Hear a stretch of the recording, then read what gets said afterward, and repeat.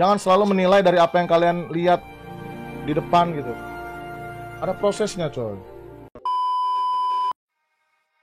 Pindah ke tim baru untuk seorang pembalap memang memiliki tantangan tersendiri. Beda lingkungan, beda rekan kerja, beda rekan tim, beda visi misi, dan tentunya beda mobil. Sehingga awalnya sulit untuk pembalap itu masuk akal sebenarnya. Dan itu yang terjadi ke Carlos Sainz di musim debutnya bersama Williams. Dan hari ini gue mau bahas, ada apa dengan Carlos Sainz di musim debutnya bersama Williams.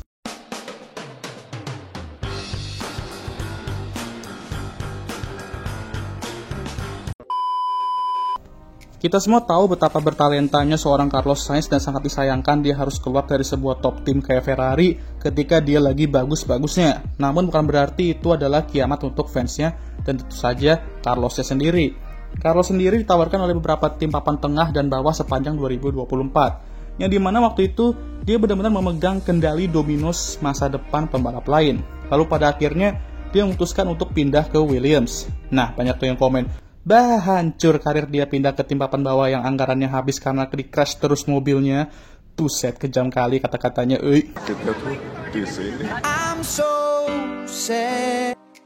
Oke, itu pembahasan awalnya bagi para penonton baru ya. Ingat teori Kartono 2019. Bantulah fans baru untuk lebih mengenal F1. Dan itu yang gue lakukan di awal video ini ya. Oke, sekarang kita ke masa kini. 2025 merupakan musim penyegaran untuk Williams dan kedua pembalapnya. Tim ini akhirnya memiliki dua pembalap kencang yang bisa direct mobil ini ke papan tengah atas, dan untuk Carlos ini adalah tantangan baru yang nantinya bersifat jangka panjang. Dia nggak hanya harus tampil bagus, namun juga harus bekerja keras yang ekstra untuk mengembangkan tim ini agar bisa sesukses dulu di era 90-an, khususnya dengan regulasi baru yang akan datang di 2026 nanti. Carlos sendiri di pre-season testing langsung up to speed dengan menjadi yang tercepat pada hari kedua, tapi baik lagi, pre-season testing tidak bermakna banyak lah ya. Lalu tibalah ronde pertama Australia. Hari Jumatnya Doi benar-benar kenceng banget dan langsung finish di posisi kedua FP1. Tapi sama kayak pre-season testing, mungkin free practice lebih menggambarkan sedikit, tapi tetap aja performa aslinya bakal kelihatan di qualifying. Datanglah qualifying dan sedikit berantakan lapnya ya, yang membuatnya harus qualify di posisi ke-10 doang, dan terdapat beberapa masalah lainnya juga. Rekan setimnya Alex atau Albono ya, start dari posisi ke-6. Dan di race dimana kondisi hujan, debutnya berjalan dengan cepat berakhirnya. Ya, dia crash pada saat safety car dengan alasan torque surge ya. Bukan debut yang diharapkan dan sayangnya baru mulai musim baru ini dan Williams sudah buang anggaran untuk memperbaiki mobil. Jadi, ya semangat aja lah ya tim Grove ini ya. Di China, benar-benar struggling dan lagi-lagi kalah dari Alex baik di sprint ataupun race biasa. Namun dengan disqualification, Pierre dan duo Ferrari, Doi yang finish di posisi ke-13 saat itu berhasil naik 3 posisi ke posisi ke-10 dan meraih poin pertamanya di Williams. Lumayan lah ya, giveaway dikit. Di Jepang, lagi-lagi kalah dari Albono. Dan di race, di mana salip-menyalipnya dikit, Carlos nggak bisa berbuat banyak dan kembali gagal meraih poin. Di 3 balapan pertama, dia 0-3 dari Alex di qualifying dan 0-3 juga di race. Alex mampu menyetak poin di 3 balapan pertama dan meraih 18 poin dibandingkan 1 butir poin Carlos.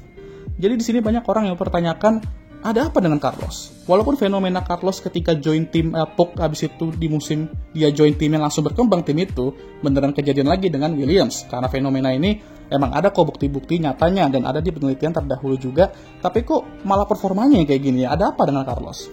Nah, dia bilang kayak gini nih, kalau kalian ngira ketika pembalap join tim baru bisa langsung perform, bagus ya kalian nggak tahu olahraga ini.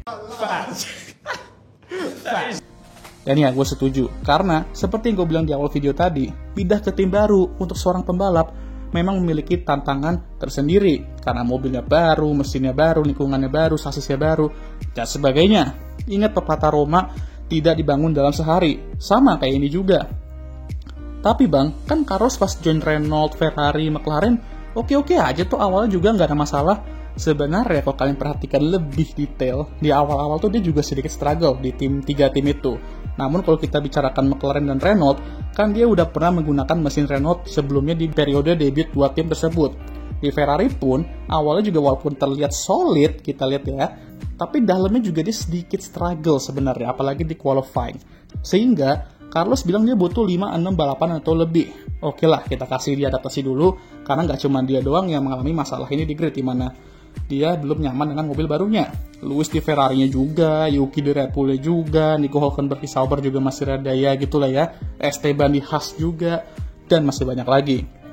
Lanjut, balapan keempat di Bahrain. Nah, akhirnya dia out-qualified Albon untuk pertama kalinya musim ini dan tembus ke Q3 lagi untuk kedua kalinya di 2025. Sayang di balapan, pace-nya kurang dan gak hoki kena seruduk banteng Yuki yang membuat sidepodnya rusak dan DNF. Namun udah ada tanda-tanda kebangkitan dari Carlos nih. Dan di Saudi kemarin, benar-benar best performanya sejauh ini di Williams.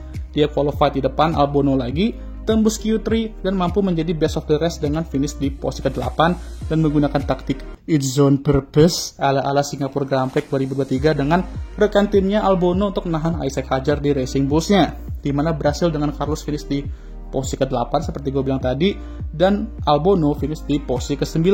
Emang ini sihir kayak coba bisa dipakai sama dia dah, kalau yang lain ya pasti gagal dan Carlos bakal be like use my own spells against me. Enggak lah, canda-canda yang lain pasti juga bisa sebenarnya ya. Carlos mendapatkan 4 poin sehingga poinnya sekarang jadi 5. Masih sangat jauh dari Alex sih yang udah koleksi 20 poin. Namun setelah 5 balapan ada perkembangan dan ini juga bisa dibilang best startnya Williams di F1 sejak 2016. Tapi di head-to-headnya, baik di quali dan race, udah 2-3 nih ya. Masih unggul Alex, tapi nggak apa-apa gitu kan, udah perkembangan dibandingkan 0-5 ya kan. Dan seperti katanya, balapan kelima harusnya udah ada tanda-tanda comeback dari Carlos, dan sejauh ini ada. Jadi kalau kalian tanya, ada apa dengan Carlos Sainz Williams itu, ya jawabannya ada di sini. Adaptasi, karena ini mobil benar-benar jauh berbeda dari mobil-mobil yang pernah dia kendarain sebelumnya. Jadi bersabar aja sama yang namanya proses. Justru Williams gak perlu terlalu menekan dia karena ada Alex yang benar-benar lagi di best performanya juga. Jadi mereka bisa andelin dia dulu sambil nunggu Carlos up to speed. Yang terpenting mah ya, jangan crash dan jangan paling belakang juga ya kayak di Australia gitu, karena itu bisa berdampak ke development mereka untuk 2026 kalau misalnya crash terus ya. Kalau misalnya di belakang ya, gua rasa untuk pembalap kayak Carlos ya mungkin lah ya. Dan ngomong-ngomong soal 2026, yang bisa membuat Carlos lebih santai dalam adaptasinya sekarang ialah Williams sudah resmi akan melepaskan 2025 dan full fokus untuk 2026. Jadi kan kalau ada update, dia harus adaptasi lagi dan bisa keganggu lah ritmenya gitu. Tapi kalau udah benar-benar gak ada updatean apa-apa lagi, dia tinggal fokus dengan apa yang dia punya sampai akhir musim. Dengan mobil Williams ya sekarang, di mana mereka secara rata-rata merupakan tim tercepat 5, 6, atau mungkin 7 kadang, target Carlos ialah untuk kedepannya terus tembus Q3, cetak poin secara konsisten dan mengalahkan Albon. Mengingat speed dan talenta Carlos kayak gimana, gue rasa hal ini harusnya bisa lah ya. Saipul 2020 menyatakan bahwa seorang pembalap tidak kehilangan sentuhan magisnya dalam 1 hari. Jadi bagi fans Carlos, slow aja lah, karena yang namanya adaptasi pasti butuh waktu. Menurut gue berkurangnya hari tes pramusim dari 4 hari ke 3 hari juga sedikit ngaruh sih ya, tapi nggak banyak lah. Cuman gue harap F1 mungkin suatu saat nanti bisa balik lagi ke tes 4 hari, namun dengan era budget cap sekarang mungkin sedikit sulit ya. Dan ingat Albon sendiri juga merupakan pembalap yang bagus, walaupun keraguan ke dia mulai meningkat setelah buzzer Colapinto datang dan banyak yang bilang dia terekspos lah skillnya ya kan, nah apalah. Hey, ingat, ini juga merupakan pembalap yang ngebantai rekan timnya di qualifying selama di Williams dan clean sweep juga ya kan. Jadi dia bukan pembalap yang bisa Carlos kalahkan dengan mudah. Justru Carlos bisa perlahan mempelajari approach-nya Albon ke mobil Williams ini. Jadi Williams benar-benar memiliki lineup terbaik dalam sejarah mereka di era F1 ini. Kalau dua-duanya udah dikasih mobil yang kenceng, yang bisa bersaing untuk podium dan kemenangan, bakal jadi mimpi indah fans kedua pembalapnya ya kan?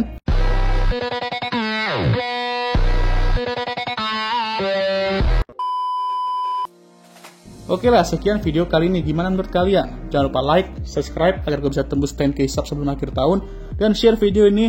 Jangan lupa juga untuk menyalakan lonceng notifikasi agar kalian semua tahu ketika gue ngupload video baru. Jangan lupa juga untuk follow Instagram gue. Oke, sudah capek gue. Seperti biasa videonya akan ditutup oleh I'm Emma Watson. Thank you for watching.